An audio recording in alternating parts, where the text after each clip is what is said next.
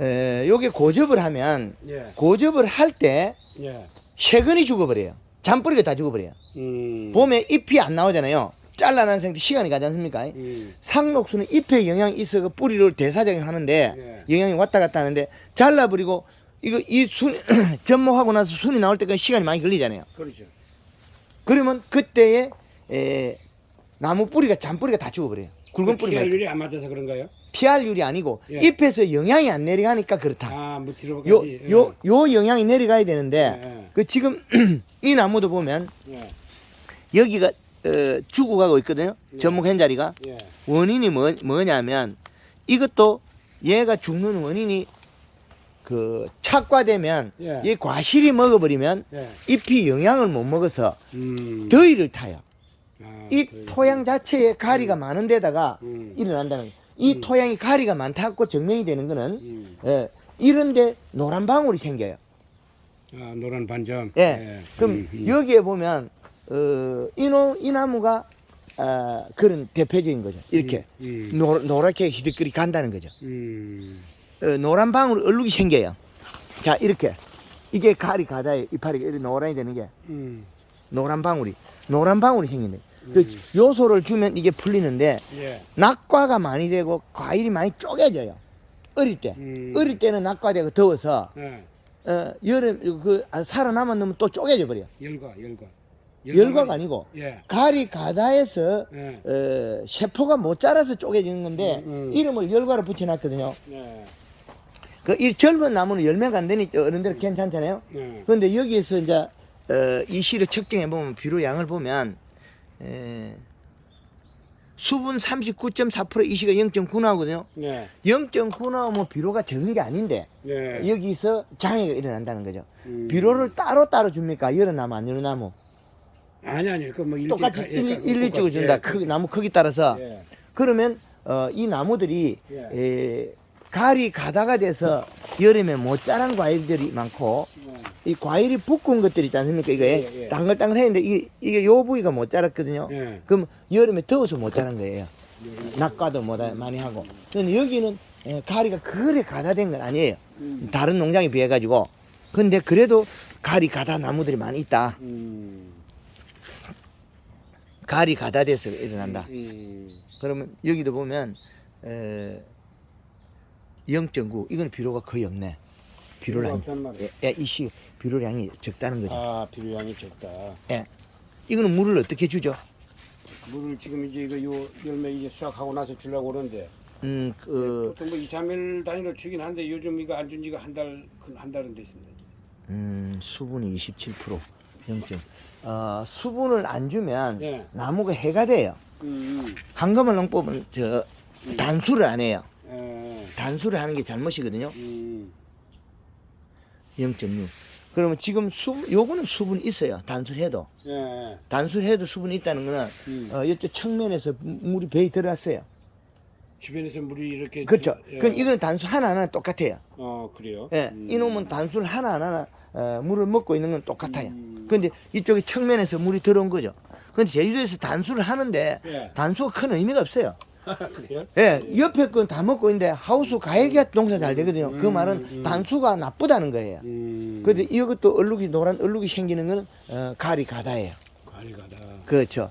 그리고 가리 가다가 되면 여름에 이게 과일이 잘 쪼개져요. 처음에는 똑똑 떨어지다가 예. 요거만 할 때 똑똑 떨어지다가 고온에 떨어지다가 그 다음에는 이제 또 어떤 현상이 일어나냐면 그 남은 것들은 이제 우리 밤톨만 할 때부터 쪼개져요. 예. 밤알만 할 때 쪼개지죠. 그 계란만 할 때 자꾸 쪼개지잖아요. 그 원인은 가리 가다로 인해서 더워서 얘가 과일이 못 커서 그래요. 지금 이것도 이거 지금 말라가지고 무게도 별로 안 나거든요. 단술해서 그래요. 수분이 좀 부족하단 예. 단술해가 이게 얼마 정도 나와야 됩니까? 지금 보니까는 20. 이거는 지금 수분 정상적이에요. 38% 정상 먹고 있어요. 옆에 나무가 부족해서 그렇지. 그러면 지금 물을 안 줘도 수분이 38% 정상이거든요. 35에서 38%인데 그럼 이는 나무는 이제 먹을 수분이 없겠죠. 근데 단수를 해버리면 나무가 잘못하면 죽어요. 껍질이 까지고 그 자기 세포가 이제 이거는 수분도 안 나오고 이시도 안 나오거든. 그 이런데 나무 까진 거 있잖아요. 네. 이런 것들이 말라가 더 그래 돼요. 그러니까 이게 여기서 햇빛이. 해서 수집병 이전에 네. 나무가 말라 죽는 거야. 말라. 그지 겨울이나 여름에 공기에 햇볕이 들어가는 그래가지고 일어나는 거예요. 그렇죠. 예. 그 타버린 거죠 조직이. 예, 근데 그 원인이 수분을 안 줘서 그 단술에서 그런 것도 있다고요. 그리고 가리가 가다에 대해서 여기가 햇빛이 비추면 더워서 그런 것도 있고 예. 가리 가다 돼서 전체적으로 보면 여기 농장도 가리 가다 성분이 많이 있어요. 그럼 그걸 어떻게 해소하는 방법이 뭐 없습니까? 토양 분석해서 그걸 하고 예. 요소를 주면 되죠. 이것도 예. 근데 여기는 이제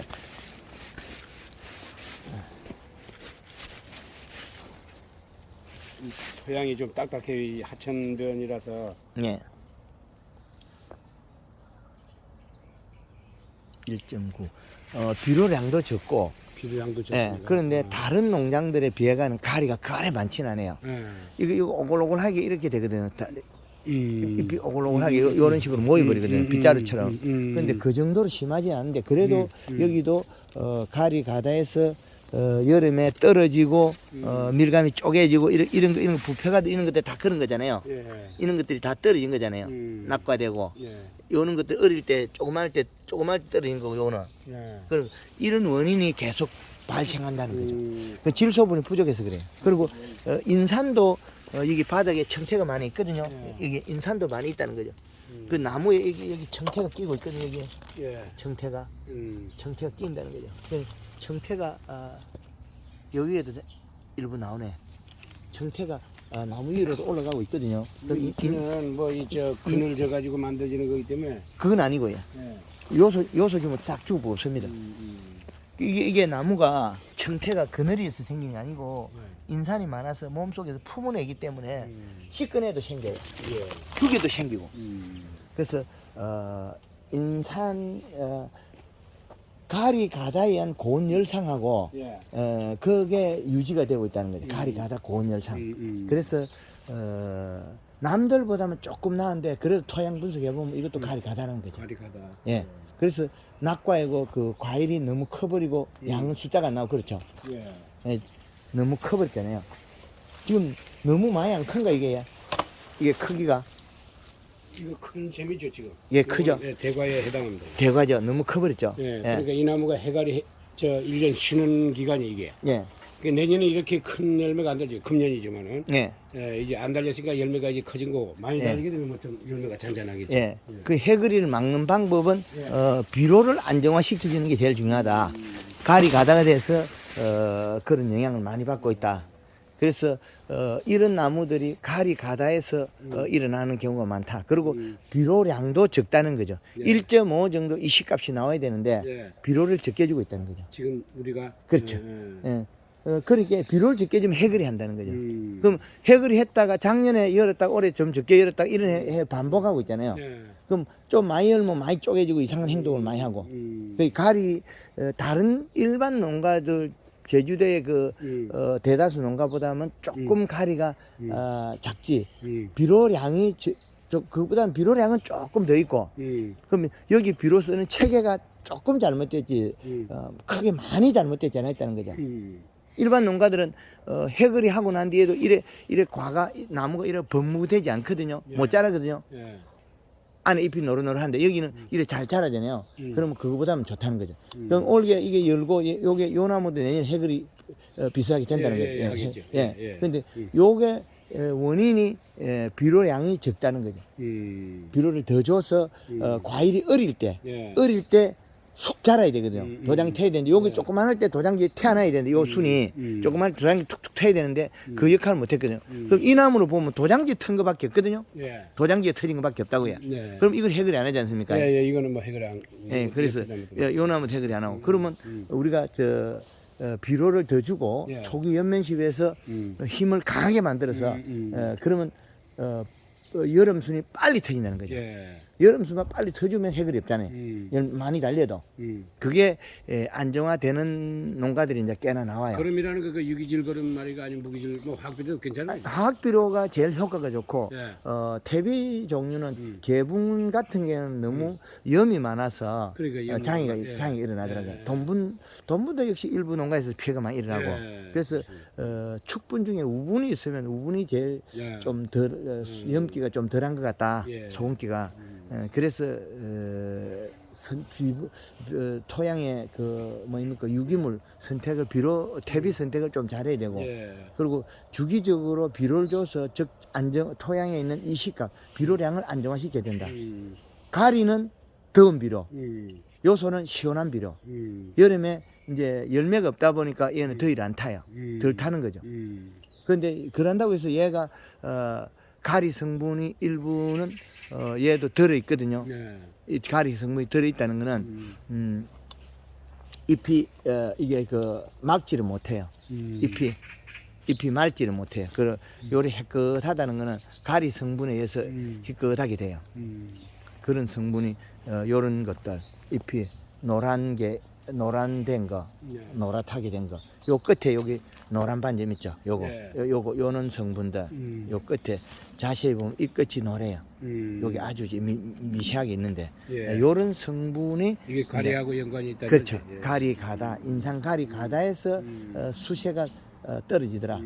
그런 이 나무는 똑같이 먹고 여기는 열매가 달릴 뿐 이건 더 심해지잖아요. 그렇죠. 잎이 질소분을 공급을 못 받으니까 그런 거죠.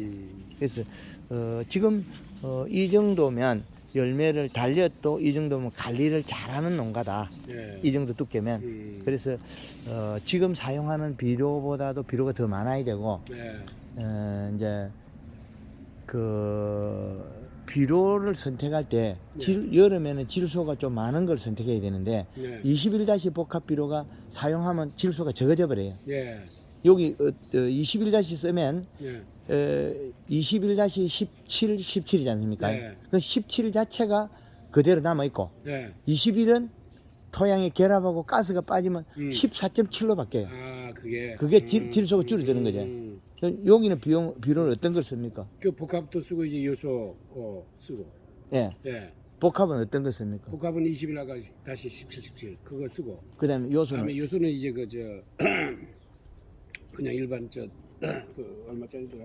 그거 이제 쓰고 46%짜리. 그걸 쓰는데 1년에 몇 번 씁니까? 1년에 한 3번 정도 씁니다. 그것보다 더 늘리면 됩니다. 더 늘려. 늘리면 지금 이제 그 다 끝나고 나면 요소 이제 시험해 가지고 그거 이제 물 주려고 그러는데. 괜찮습니다. 그래 하고 이제 요게 지금은 이 잎에다가 이제 잎을 더 두텁게 해야 봄순이 강해지거든요. 이게 이제 많이 달릴 거기 때문에 이제 과를 키워야 되고 새순도 뻗쳐야 되잖아요. 이렇게 해결이 못하게. 그러려면 여기에다가 이제 골드 칼라 2리터에다가 설탕 3 내지 5kg 정도 한 두세 번 뿌려주면 요소도 한 1kg 정도 사용해주고 그럼 잎이 두꺼워져요. 잎을 두껍게 최대한 만들어내는 게 밀감이 좋잖아요. 그래서 잎을 두껍게 만들어 놓고 그 다음에 이제 바닥에는 아직까지 비료를 못 먹어요. 겨울이 이게 뿌리가 안 뻗어요. 추워서 이 대사장이 터져서 활동을 안 하니까. 열을 가두면 이제 뿌리가 뻗겠지만은 그 이제 봄순이 이제 날락할 때 그때는 이제 뿌리가 움직이거든요. 그때 비료를 하는 게 좋다. 지금 해도 비료가 의미가 없으니까 안 먹으니까 용탈이 되고 그래서 지금 잎에다가 영양이 부족해지면 이거는 수세가 더 떨어지고 얘는 얘도 힘을 강하게 주면 더 좋고요. 그럼 요거보다 착과 더 되겠죠. 이런 거보다 더 될 수 있고 얘는 힘을 가해줘야만이 올해 열매도 들고 새순도 새로 뻗치고. 그럼 지금 사용하는 비료보다 비료 양을 더 늘리면 됩니다. 아까 얘기한 그 요소를 더 늘리면 돼요. 요소 늘리고 뭐 복합 비료. 설탕하고 그 연면시 해주고요. 그 어디 저기 골드그린 골드 올라가 칼라는 있습니까 저기?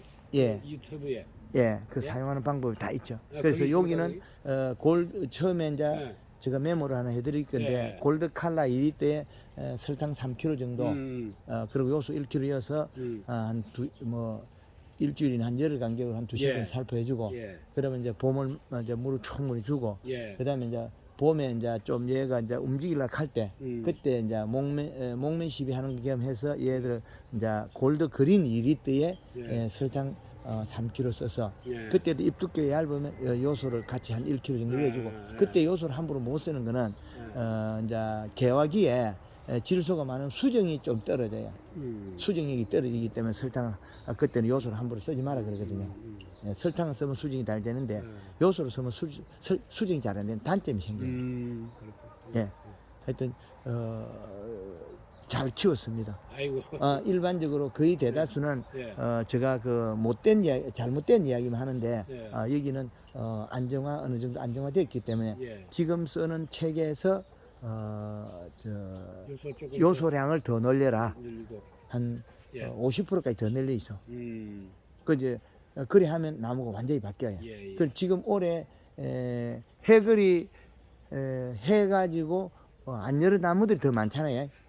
해거리 헬나무, 요거는 해거리 헬나무고, 요거는 해거리 안 할 나무들이 더 많거든요. 그러니까 안 할 나무의 위주로 관리하라는 거죠. 안 하려면. 근데 얘는 너무 많이 키우고 이거보다 너무 커보면 또 그 꽃눈이 없어지는 단점이 있거든요. 요것들은 올해 하는 것처럼 조금 비료를 줄여가지고 똑같이 하고 올해 하고 같이 그 내년에 이제 얘들은 이제 또 더 늘리고. 근데 얘들은 올해 비료량을 많이 늘려줘야 돼요. 한 50% 늘리죠. 그럼 열매 착화되고 그다음에 새순이 뻗쳐서 해결이 안 하도록 바뀐다는 거죠. 그렇게 하면 되겠습니다. 잘 알겠습니다. 예, 감사합니다.